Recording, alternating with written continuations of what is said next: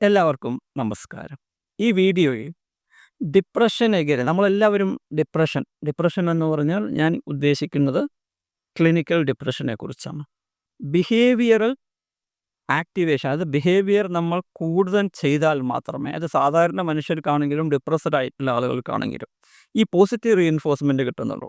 ഈ ഡിപ്രസ്ഡ് ആയിട്ടുള്ള ആളുകൾ ഈ പറയുന്ന ആക്ടിവിറ്റീസ് ഒന്നും ചെയ്യാൻ അവർക്ക് താല്പര്യമില്ല എന്നുള്ളത് കൊണ്ട് ഇവർക്ക് ഈ പോസിറ്റീവ് റീഇൻഫോഴ്സ്മെൻറ്റ് കിട്ടുന്നില്ല. അപ്പോൾ ഡിപ്രഷൻ എപ്പിസോഡ് ഉണ്ടായതിന് ശേഷം ഇവർ പോസിറ്റീവായിട്ടുള്ള ഒരു ആക്ടിവിറ്റീസും ചെയ്യുന്നില്ല, ഇവർക്ക് ചെയ്യാൻ കഴിയുന്നില്ല, താല്പര്യമില്ലാത്ത അവസ്ഥ വരുന്നു. അങ്ങനെ വരുമ്പോൾ പോസിറ്റീവ് റീഇൻഫോഴ്സ്മെൻറ്റ് ഇവർക്ക് കിട്ടുന്നില്ല. പോസിറ്റീവ് റീഇൻഫോഴ്സ്മെൻറ്റ് കിട്ടുന്നില്ല എന്ന് പറയുമ്പോൾ ബ്രെയിൻ പിന്നെയും ഈ ഡിപ്രഷൻ മോഡിലേക്ക് തന്നെ പോവുകയാണ്. എനിക്കൊന്നും ചെയ്യാൻ കഴിയില്ല, ചെയ്യാൻ ശ്രമിക്കുന്നില്ല, എനിക്ക് പോസിറ്റീവ് റീഇൻഫോഴ്സ്മെൻറ്റ് കിട്ടുന്നില്ല, അതുകൊണ്ട് ഞാൻ ഇനിയൊന്നും ചെയ്യാൻ ശ്രമിക്കുന്നില്ല എന്ന് പറഞ്ഞുള്ള ഈ സൈക്കിൾ കണ്ടിന്യൂ ചെയ്തുകൊണ്ടേയിരിക്കുന്നു. ഇതാണ് ഡിപ്രഷൻ്റെ മോശമായ ഭാഗം. മരുന്ന് കഴിക്കുന്നതിനോടൊപ്പം ആക്ടിവിറ്റീസ് അത്യാവശ്യമാണ്.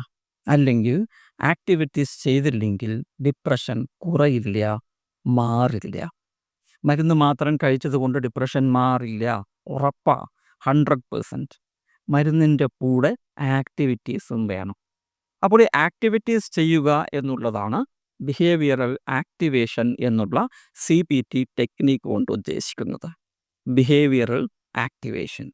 അപ്പോൾ നമ്മൾ റീഇൻഫോഴ്സ്മെൻറ്റ് കിട്ടുന്ന, നമ്മുടെ ബ്രെയിനിന് പോസിറ്റീവ് റീഇൻഫോഴ്സ്മെൻറ്റ് കിട്ടുന്ന, അംഗീകാരം കിട്ടുന്ന, സന്തോഷം കിട്ടുന്ന, ഉല്ലാസം കിട്ടുന്ന ചെറിയ ചെറിയ ചെറിയ ചെറിയ പ്രവർത്തികൾ കൃത്യമായി മനസ്സിലാക്കി ഐഡൻറ്റിഫൈ ചെയ്ത് ഷെഡ്യൂൾ ചെയ്ത് എല്ലാ ദിവസവും നമ്മൾ സ്റ്റാർട്ട് ചെയ്യണം. ഇത് ഒന്നിച്ച് സ്റ്റാർട്ട് ചെയ്യണം എന്നല്ല പറയുന്നത്, വലിയ വലിയ ടാസ്ക് എടുത്ത് ചെയ്യണം എന്നല്ല പറയുന്നത്. എല്ലാ ദിവസവും രാവിലെ നിർബന്ധമായിട്ടും അരമണിക്കൂർ എക്സസൈസ് ചെയ്യണം എന്ന് പറഞ്ഞാൽ അവർക്ക് സാധ്യമല്ല, അവർക്കത് കഴിയില്ല. അതിനെക്കുറിച്ച് ചിന്തിക്കുമ്പോൾ തന്നെ അവർക്ക് ലെത്താർജിക് ആവുകയാണ്. അരമണിക്കൂർ എന്ന് പറയുന്നത് അവരെ സംബന്ധിച്ചിടത്തോളം വലിയൊരു ടാസ്ക്കാണ്. അപ്പോൾ അങ്ങനെയുള്ള ടാസ്ക് കൊടുക്കുമ്പോൾ അവർ ചെറുതായി മോട്ടിവേറ്റ് ചെയ്യപ്പെടുന്നു, അങ്ങനെ ചെയ്യാം എന്നുള്ള ഉദ്ദേശം അവർക്ക് വരുന്നു. പക്ഷേ അടുത്ത ദിവസം രാവിലെ അവർ 6 മണിക്ക് അലാറം വെച്ച് അവർക്ക് എഴുന്നേൽക്കാനേ തോന്നുന്നില്ല. അപ്പോൾ എന്താ സംഭവിക്കുക? ഞാൻ ഈ അലാറം വെച്ചു, ഷെഡ്യൂൾ ചെയ്തു, വളരെ ഭംഗിയായി ആക്ടിവേറ്റ് ചെയ്യാൻ ശ്രമിക്കുമ്പോൾ എനിക്കിതിന് കഴിയുന്നില്ലല്ലോ, ഞാൻ എഗെയിൻ ഹെൽപ്ലെസ് ആയി പോയല്ലോ, ഹോപ്പ്ലെസ് ആയി പോയല്ലോ എന്നുള്ള ചിന്ത അവരെ മതിക്കാൻ തുടങ്ങുകയും ഡിപ്രഷൻ കൂടുതൽ മോശമാവുകയും ചെയ്യും. ഡിസപ്പോയിൻമെൻറ്റ് ഡിപ്രഷന് വളരെ പ്രധാനപ്പെട്ട ശത്രുവാണ്. അപ്പോൾ ഡിസപ്പോയിൻമെൻറ്റ് ഉണ്ടാവാതിരിക്കാനും ശ്രദ്ധിക്കണം. അപ്പോൾ വീണ്ടും ഏത് തരത്തിലുള്ള ആക്ടിവിറ്റീസാണ് നമ്മൾ കണ്ടെത്തേണ്ടത്? ബിഹേവിയറൽ ആക്ടിവേഷനിൽ കൃത്യമായ പ്രൊസീജിയറുണ്ട്. അതിനായി ആദ്യം നമ്മൾ നമ്മുടെ ഇൻട്രസ്റ്റിംഗ് ആയിട്ടുള്ള ആക്ടിവിറ്റീസ് കണ്ടെത്തണം. നമുക്ക് ഏറ്റവും ഇഷ്ടപ്പെട്ട ആക്ടിവിറ്റീസ്, നമ്മൾ മുമ്പ് ചെയ്തിരുന്നതും ഇപ്പോൾ ചെയ്യാൻ കഴിയാത്തതുമായ, നമ്മൾ അത്തരം ആക്ടിവിറ്റീസ്, മുമ്പ് ചെയ്തിരുന്ന പല കാര്യങ്ങളും ഇപ്പോൾ ചെയ്യാൻ കഴിയാത്തതാണ് ഡിപ്രഷൻ്റെ ഒരു ലക്ഷണം. അതിൽ താല്പര്യമില്ലായ്മയാണ് ലക്ഷണം. അപ്പോൾ മുമ്പ് നമ്മൾ താല്പര്യത്തോടു കൂടി ചെയ്തിരുന്ന, ഇപ്പോൾ ചെയ്യാൻ താല്പര്യമില്ലാത്ത ആ ആക്ടിവിറ്റീസിൻ്റെ ഒരു ലിസ്റ്റ് ഉണ്ടാക്കുക. അതേപോലെ തന്നെ നെറ്റിൽ നമ്മൾ ഒന്ന് സെർച്ച് ചെയ്താൽ ആക്ടിവിറ്റീസ്, അതായത് basic activities for depression patients എന്ന് പറഞ്ഞ് സെർച്ച് ചെയ്താൽ ഒരുപാട് ആക്ടിവിറ്റീസ് കിട്ടും. ചെറിയ ചെറിയ ചെറിയ ചെറിയ ആക്ടിവിറ്റീസ്. നമ്മൾ രാവിലെ എഴുന്നേറ്റ ഉടനെ ചെറുതായിട്ടൊന്ന് ബെഡ് സെറ്റ് ചെയ്യുക, ചുളിഞ്ഞ് കിടക്കുന്ന ബെഡ്ഷീറ്റൊക്കെ ഒന്ന് നേരെ വെച്ച്, സ്ഥാനം തെറ്റി കിടക്കുന്ന തലയണ ഒന്ന് മാറ്റി വെച്ച് അതെല്ലാം ചെയ്യുക. സ്വാഭാവികമായും ഒരു ചെറിയ റീഇൻഫോഴ്സ്മെൻറ്റ് കിട്ടും. നോട്ട് വളരെ വലിയ റീഇൻഫോഴ്സ്മെൻറ്റ് കിട്ടുമെന്നോ അല്ലെങ്കിൽ 1-2 ദിവസം 1-2 മാസം കൊണ്ട് നിങ്ങളുടെ ഡിപ്രഷൻ പൂർണ്ണമായും മാറുമെന്നോ എന്നല്ല ഞാൻ പറയുന്നത്.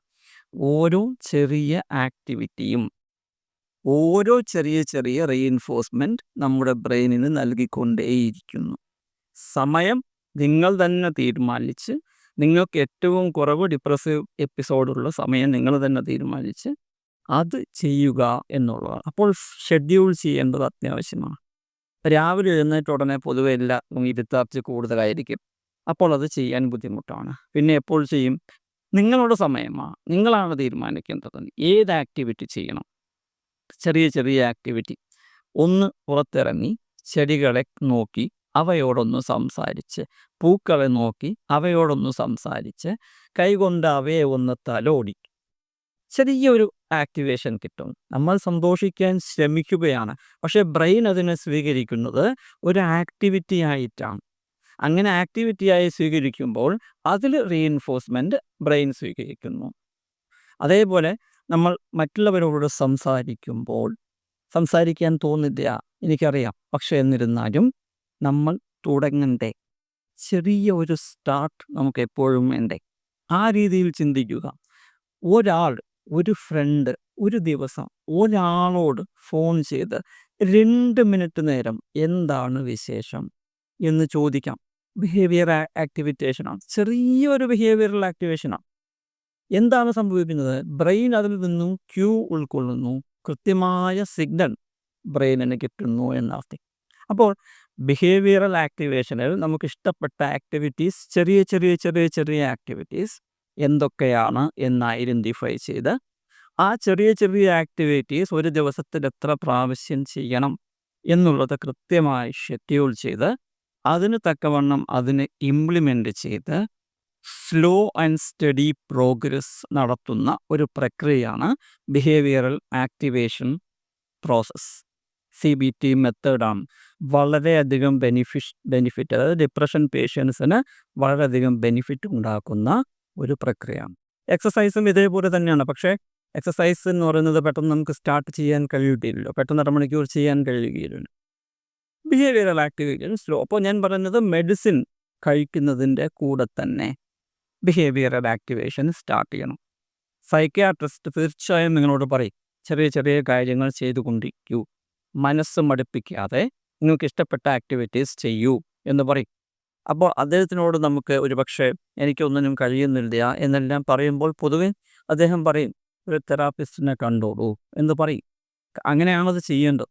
അപ്പോൾ ഇത് രണ്ടും കമ്പൈൻഡ് ആയിട്ട് പോകുമ്പോഴാണ് തെറാപ്പി വളരെ ഭംഗിയായി എഫക്റ്റ് ചെയ്യുന്നത് കൊണ്ട് മരുന്നിൻ്റെ കൂടെ തന്നെ പതിയെ പതിയെ പതിയെ പതിയെ നമ്മൾ ജീവിതത്തിലേക്ക് കടന്നു വരാൻ സാധിക്കുന്നത്. അപ്പോൾ മരുന്നിനോടൊപ്പം CBT പോലെയുള്ള തെറാപ്പികളും ഡിപ്രഷൻ മാനേജ്മെൻറ്റിന് വളരെയധികം അത്യാവശ്യമാണ്.